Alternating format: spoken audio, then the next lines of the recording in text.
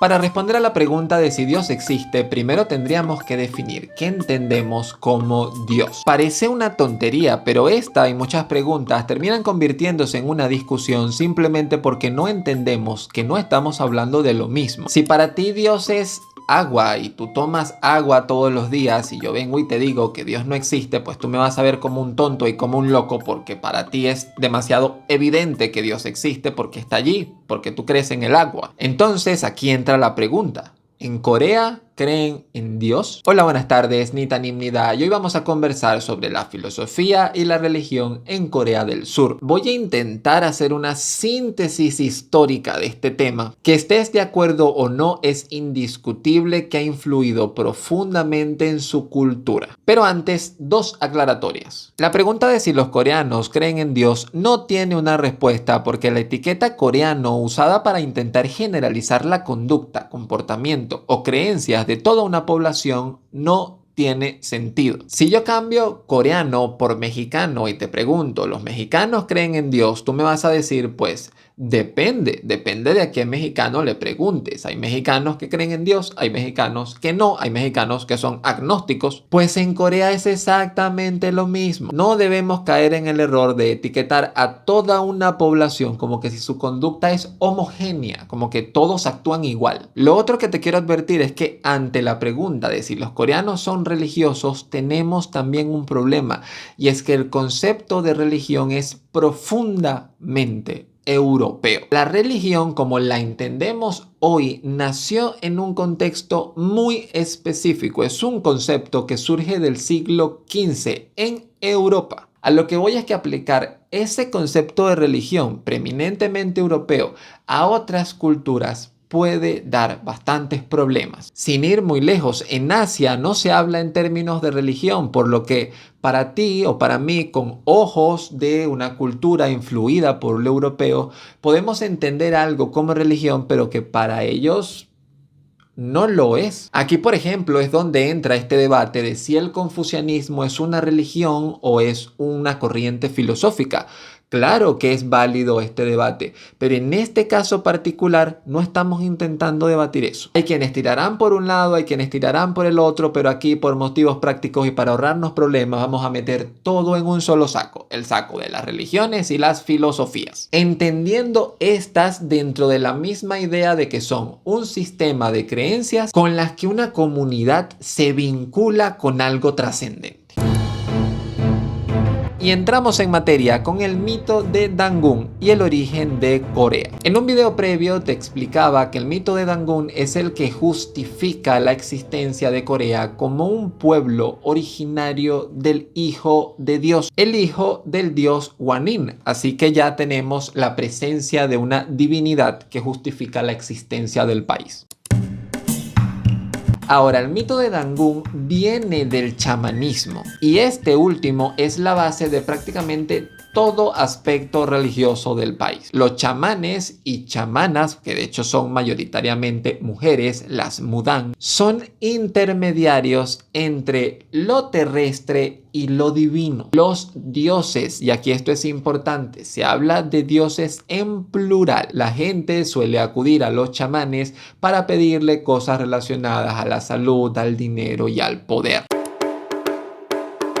Se sabe que en Corea el taoísmo estuvo presente en tres formas: el taoísmo de Estado, el taoísmo práctico y el taoísmo popular. El taoísmo de Estado es el que el propio gobierno impuso. Se impulsó el taoísmo desde el gobierno. El taoísmo práctico es el que hace referencia a aquellos que tenían el suficiente tiempo y dinero, porque para esta época estudiar estas cosas era en chino y el acceso al chino era nada más para aristócratas, gente con dinero.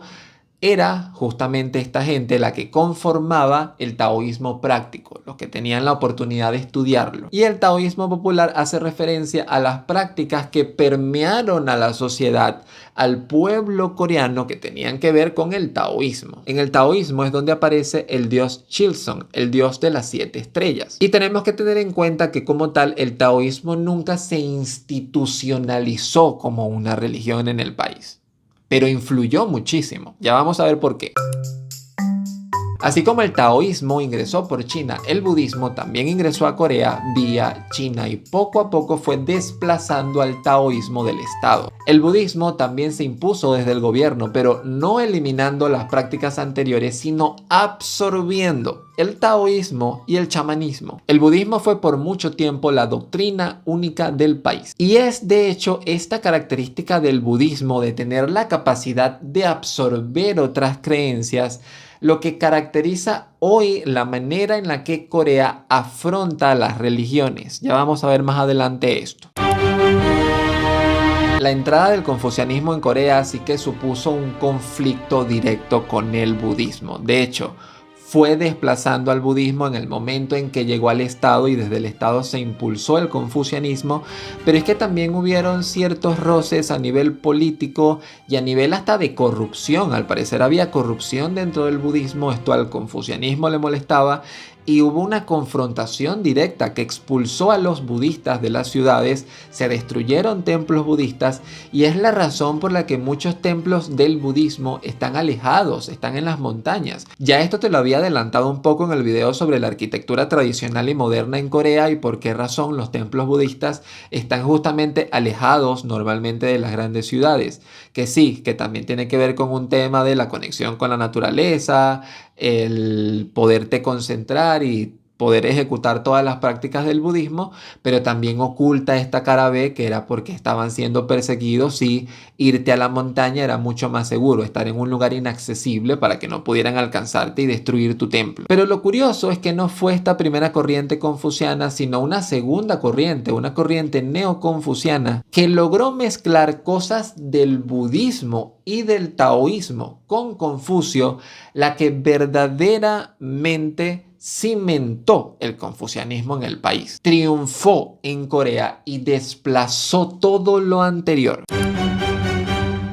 Sorprendentemente, la religión mayoritaria hoy en Corea del Sur es el cristianismo, con un 30%. Esto a pesar de que históricamente el confucianismo persiguió a la Iglesia Católica y luego fue la llegada de la Iglesia Protestante y posteriores movimientos independentistas de Corea versus Japón que fueron apoyados justamente desde el catolicismo y desde el cristianismo protestante, lo que cimentó esta religión en el país. Es muy curioso y un tema que considero para analizar en siguientes videos, el tema de que el cristianismo esté tan extendido en este país, porque aunque no lo creas, esto influye mucho en la solubilidad de las culturas, es decir, en la forma en la que podemos relacionarnos, sobre todo nosotros que también tenemos una cultura eminentemente católico-cristiana, cómo nos podemos relacionar con ellos e intercambiar a nivel social ciertas costumbres y ciertas cosas. Compáralo, por ejemplo, a nuestra compatibilidad con chinos o japoneses que son un poco más cerrados por este mismo tema. En pocas palabras, vemos y entendemos el mundo desde prismas distintos. Y algo como la religión ayuda a acercar estas posturas. Ya con el cristianismo en marcha y siendo un motor indispensable de la modernización y el cambio social en Corea, han surgido pequeñas pero numerosas religiones que ya acumulan el 10% del total de la población. Son un montón, si mal no recuerdo hay más de 200 registradas, pero lo cierto es que también una buena parte de la población, prácticamente la mitad, se considera que no tiene ningún tipo de afiliación religiosa. Y esto choca porque a pesar de que dicen que no tienen una afiliación religiosa, los ves asistiendo a templos, lo ves realizando rituales y por eso es que te mencionaba que bajo nuestra lupa eso es una religión, pero ellos no lo consideran así. Para ellos son sus costumbres, una herencia del pasado, pero que a su vez son como una amalgama, una mezcla de distintas corrientes del pensamiento que han venido moldeando la forma de ser de su sociedad. Es lo que nosotros definimos como el sincretismo religioso, pero ellos te lo describirían como alcanzar cierto grado de armonía entre la persona y la sociedad.